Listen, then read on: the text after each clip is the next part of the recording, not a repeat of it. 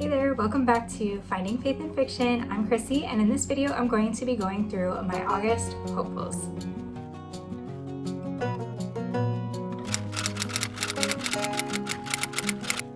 Welcome back to the channel. Thank you so much for being here. I'm so excited to be diving into a new month, a new list TBR of books.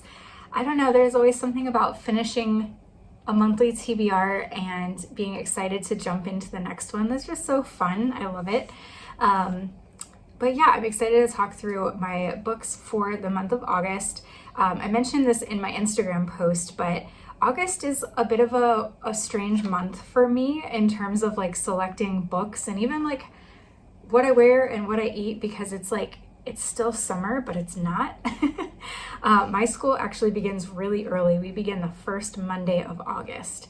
So in a lot of my old schools, I was not working on my birthday. We were not in pre-planning yet. This school, I'm always in pre-planning for my birthday and in crunch mode, getting ready for the new year. And yeah, we start school today. It's August 3rd when I'm recording this, and yeah, we're starting school. So my summer break is over, but it is still summer. Technically summer goes through what, September 20th, 23rd, something like that. But for me, I typically have August be like a transition month, and then September I start fall stuff hardcore. Like September, October, November are like fully fall for me. So August is kind of my transition month. So what that looks like for my book list is I may still have a couple of summer reads, and then I try to find some that feel like that transition into fall, where it's like right at the end of summer, but you're feeling that anticipation of fall coming. You're looking forward to pumpkins and cooler air, but you're not quite there yet. That's such a nice feeling. And so that's what I'm trying to capture with my August hopefuls list. We'll see if I did it or not, but yeah, I'm excited to talk through the books. I did have a list of 8 books, and then as I was recording my July wrap-up, I realized I forgot a book that I had wanted to read in August. So I'm going to talk about 9 books today. I doubt I will get through all 9 as per usual. If the last 3 months were any indication, it's probably not going to happen. But I'll go ahead and share the ones that I'm hoping to read with you. All right, first up on my list of August hopefuls is Beaux and Dragons by Candice Pedraza Yemnes. I hope I pronounced that even remotely close.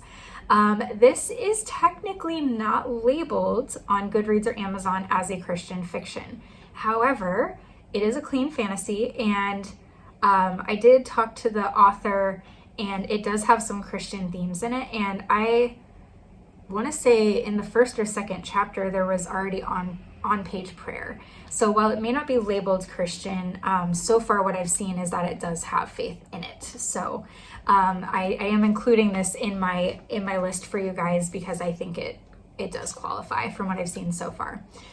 This is actually an ARC book, so it's not been released yet.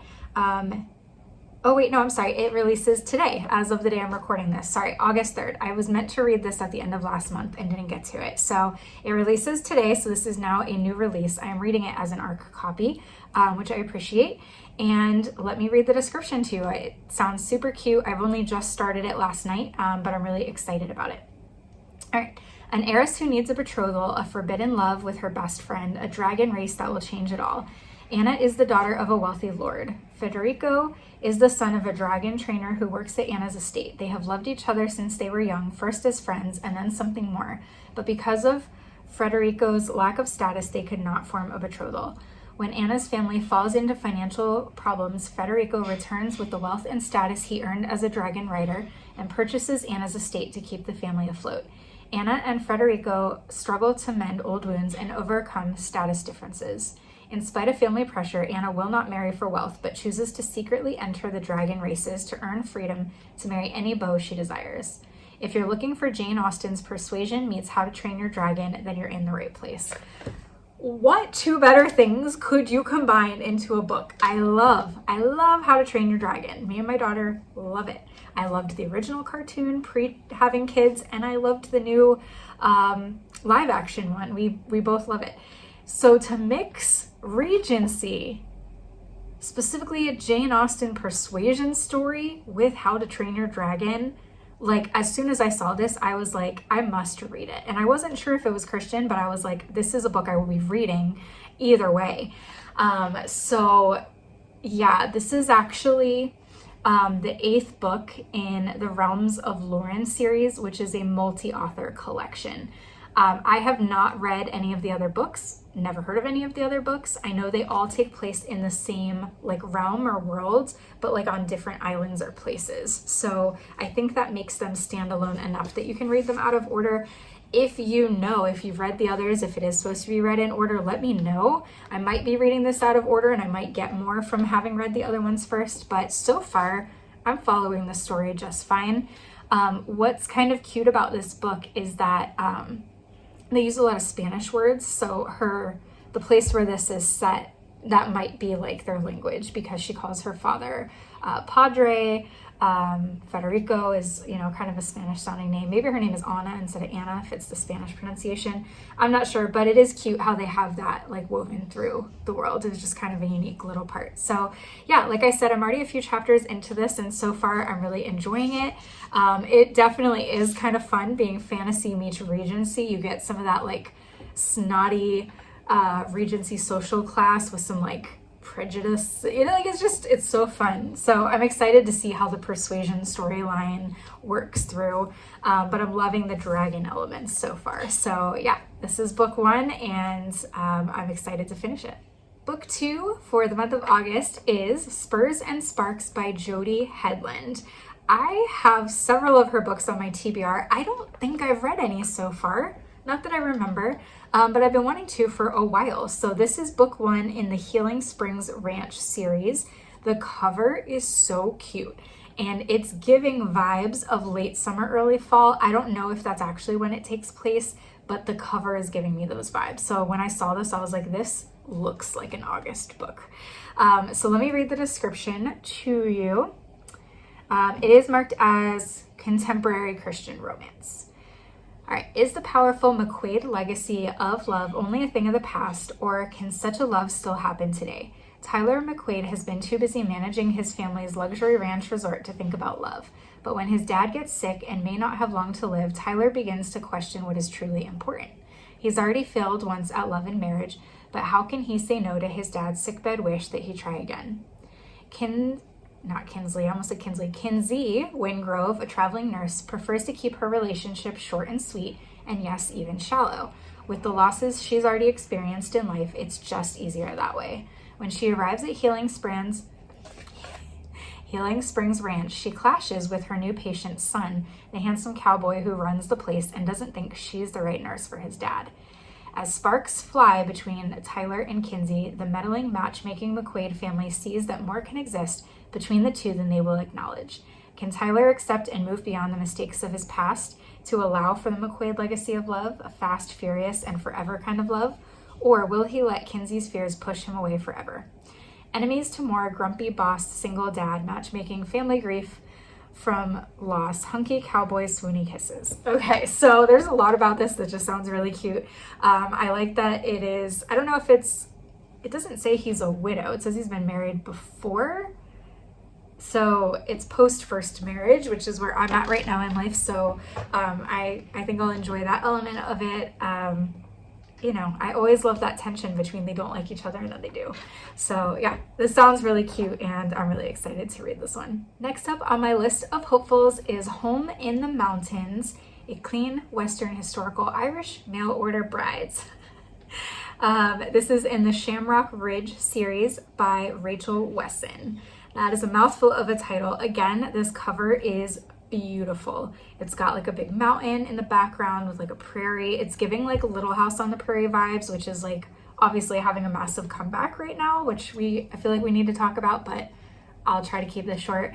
So yeah, this is giving those vibes, and I love a good mail order bride trope. So let's see what the description says. All right. When survival demands courage, love offers hope. New York, 1865. With her brother dead and creditors closing in, Ivy, I don't know how to say this. I know it's an Irish name. It looks like Gallagher, but I don't think that's how you pronounce it. 𝐭𝐡𝐤. I don't know. If you're Irish, let me know how to say that. Anyway, Ivy faces a stark stay in 5 points and risk everything, or board a train west to marry a man she's never met. Cormac Burke isn't looking for love. What he needs is a partner, someone willing to share the burden of a remote ranch and the brutal winter ahead. His letter to the matchmaker is no promises beyond respect, shelter, and honest work. What begins as a practical arrangement slowly transforms. Amid the snow-capped peaks and harsh beauty of the frontier, Ivy finds not just purpose but belonging. Yet shadows from her past aren't finished with her. When a violent man comes calling, claiming Ivy as payment for her brother's betrayal, she and Cormac must stand together or risk losing everything. In a land where survival depends on trust, can two wounded hearts build a future from the ashes of the past? So then it says, a sweeping tale of resilience, redemption, and the healing power of chosen families set against the untamed beauty of post-Civil War Colorado. All right, this actually sounds very similar to the Misty M. Beller one that I read, one of the mail order brides in her series, because somebody comes to kind of claim her. So I don't know if it's going to be super similar to that, but yeah, I'm really excited about this. I'm hoping it starts a little earlier in the fall than later. The cover doesn't look like it's fall yet, so maybe it's like summer into fall because it says winter is coming. So I don't know, but yeah, I'm really excited to read this one. It looks super cute. Next up on the list of August hopefuls is the Gold Maiden, which is book 2 in the Songs of Adriel's series by Jennifer Kropf. So in July, I read book 1 in this series, which is called The Scarlet Star, and so this is book 2, and it did oh my gosh, I can't talk today. It did leave off on a cliffhanger, so I'm really excited to read book 2. I don't know how long into August I'll be able to wait before I read this one. We'll have to see. But this is like one of my priority books for the month of August. So again, you'll need to read book 1 first because of the cliffhanger. But if you've already read it or you want to like maybe binge read both of them, coming up soon, I'll go ahead and read the description of this one. All right, war has come to 𝐻𝚘𝚘. The king has left the palace to go defend the border. 3 months after Ren is imprisoned, soldiers storm the underground caves of the mother city prison, claiming the intelligentsia put out orders to form burn divisions that will head into the desert to aid the 𝐻𝚘𝚘 army. Ren expects war to be terrible. She even expects to die. What she doesn't expect is for the god original to use her hands and feet to stir up hope in an otherwise depressing war. After rescuing a famous Wayland noble, Ren is gifted a golden mask she wears as she begins her journey across the desert with Burn Division 7. Or is that 12? 12, sorry. Under her real name, Adassa, she battles Braemira divisions, giants, and enemy kings, but most of all, the brokenness in her own heart. But everything comes to a halt when she crosses 𝐸𝑧𝐺𝑒 in battle. Because of her mask and changed name, the young king she once cared for has no idea who she is. Ren is left with, it said spelled wrong too, to reveal who she is so she can say all the things to 𝐸𝑧𝐺𝑒 she never got to the last time she saw him, or keep her identity in secret in order to protect her burn division. So I will have a video coming on the first book of this in my July wrap-up video, but basically this is what happens after Ren is in the Heartstealers trials or competition. It's a Beauty and the Beast retelling. It's a Queen Esther retelling. She's captive in the castle. The king is beastly, but at the end of the book they kind of have a falling out and he leaves suddenly. So yeah, I'm excited to see where this goes, and again, I highly recommend you read the first book first, obviously, but yeah, this is a great series and I highly recommend book 1, and I have a feeling that I'm probably going to also love book 2.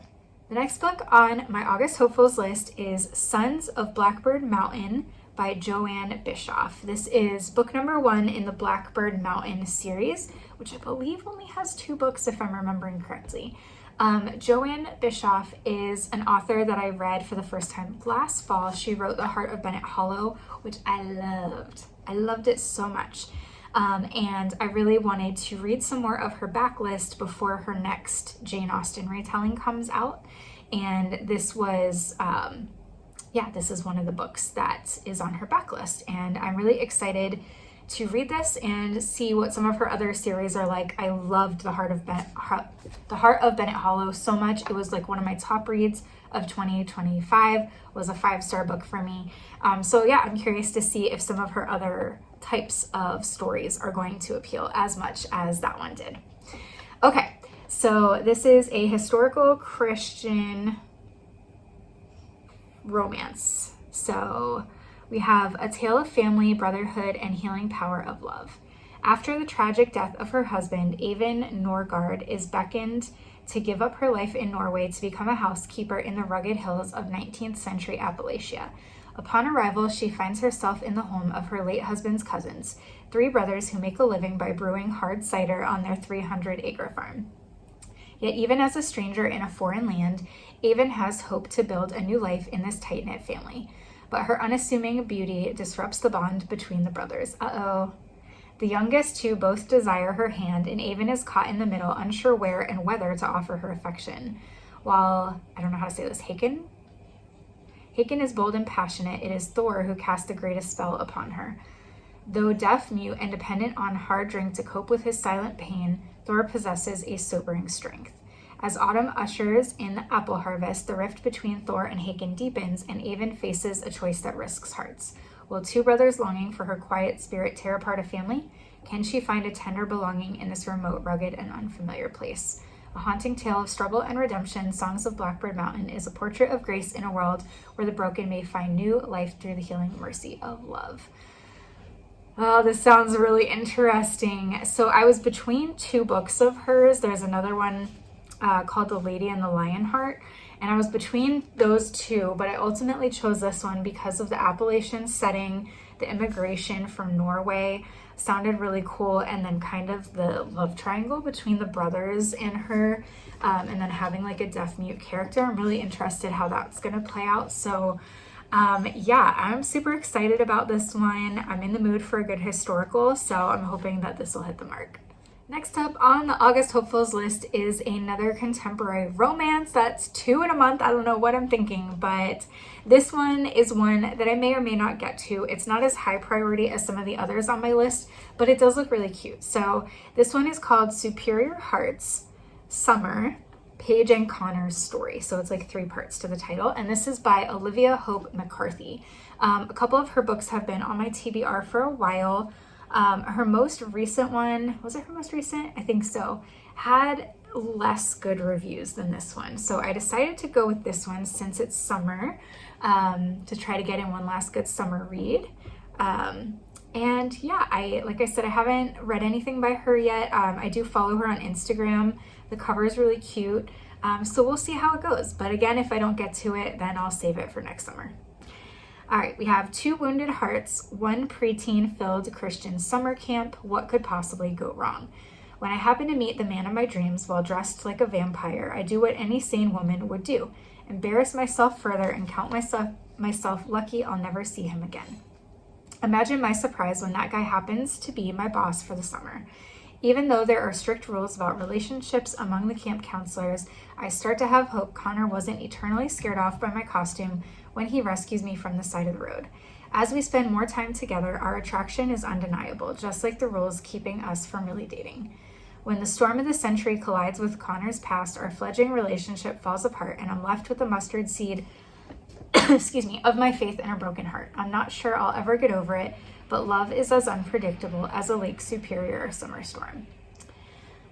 Okay, so I do remember reading that this one is, the 2 main characters are Catholic, and they do talk about some Catholic beliefs and theology, but a couple people noted that it was still like a good, just general Christian story. The summer camp has both Christian and Catholic characters, so that's just a note if you have any issues with different denominations within Christianity.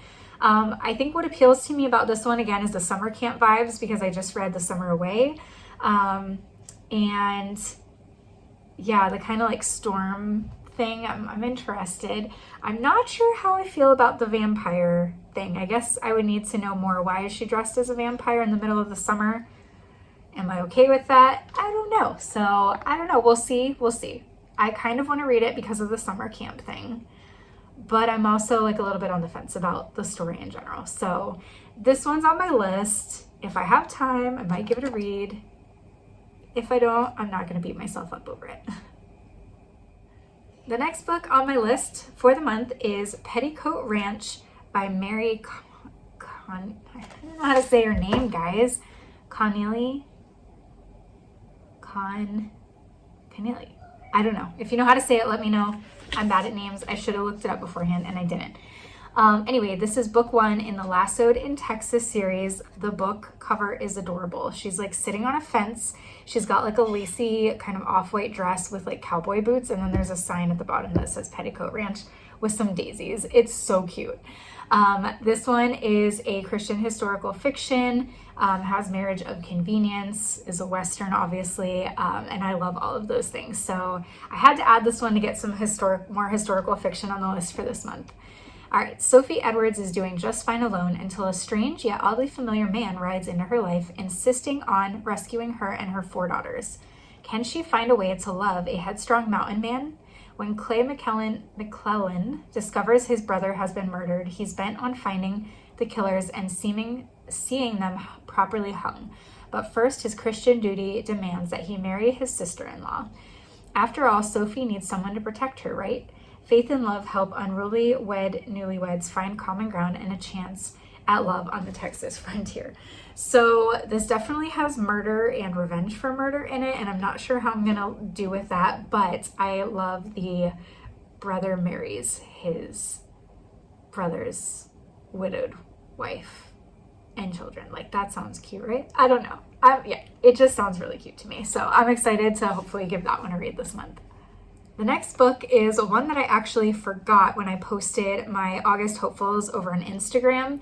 But again, as I was talking through my July wrap-up video, I realized, oh, I forgot to put book 3 that I wanted to read in August here.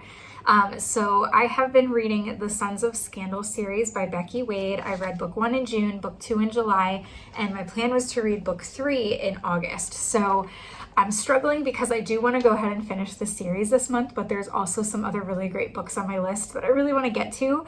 So will I read it this month when push comes to shove? I don't know.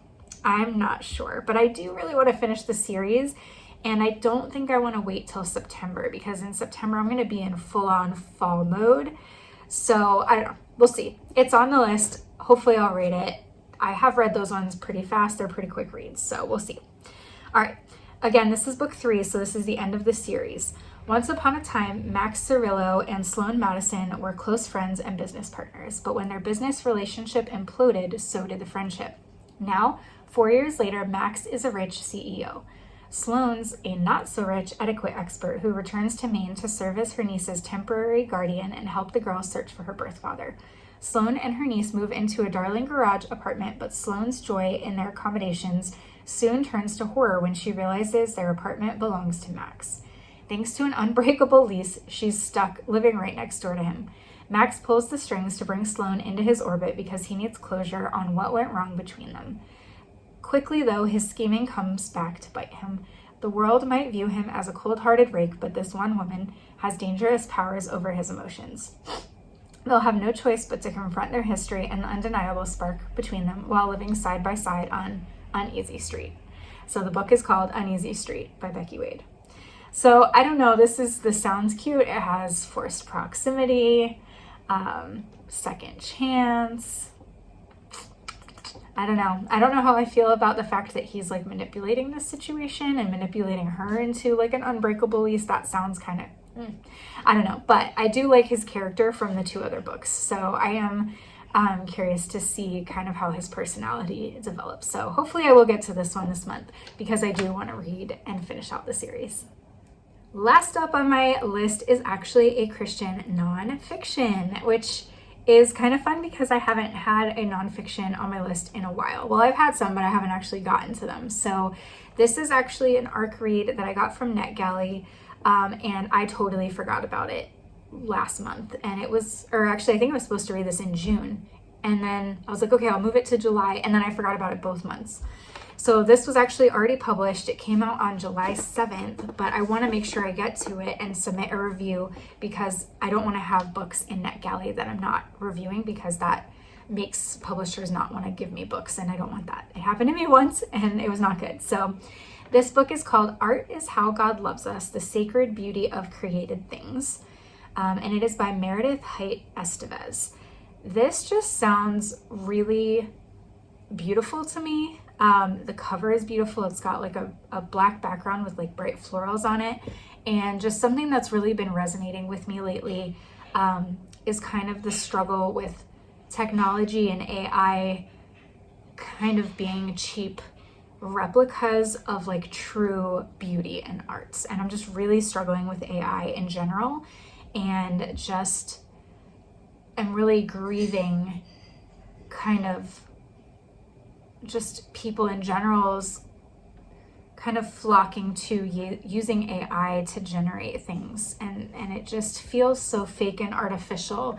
And the deeper we're getting into AI in society, the more I feel my spirit pushing against that and wanting to go back to just like truly beautiful, genuine, human and God created art and beautiful things. Whether that's like investing in handmade art and crafts and pottery and, you know, just all of those things. I'm like more and more drawn to that as time goes by. So that's why I got this book, and I'm hoping it's great. Again, I have a hard time sometimes with nonfiction. I'll like the idea of it, but to actually sit down and read it, sometimes I have a hard time. So I really hope that this is a really engaging and quick read, and I'm not just like sludging through it. All right, it says, when you hear beautiful music or stand before a work of art, have you ever felt a stirring within, a sense of something more? Art is How God Loves Us is a radiant exploration of art as a spiritual gateway. In this deeply personal and spiritually rich book, 𝐻𝐻𝐻𝐻𝐻𝐻, a Juilliard-trained oboist, writer, and creative coach, beautifully illustrates how a spiritual perspective on art guides us toward our creator and our most authentic selves. Through stories of music, visual art, nature, and everyday life, 𝐻𝐻𝐻𝐻𝐻 reveals how beauty and brokenness alike can become places of divine connection. Whether standing before Van Gogh's olive trees, listening to Brahms in a moment of doubt, or witnessing the chaos of parenting, we see how God's love is expressed through the creative process, both for those who appreciate art and for those who create it. 𝐻𝐻𝐻𝐻 redefines art not as a measure of talent, but as atoms responding to transcendence, a way God speaks, heals, and draws closer. With poetic language and theological depth, she encourages us to see ourselves as works of beloved, unfinished, and held by a creator who never stops creating.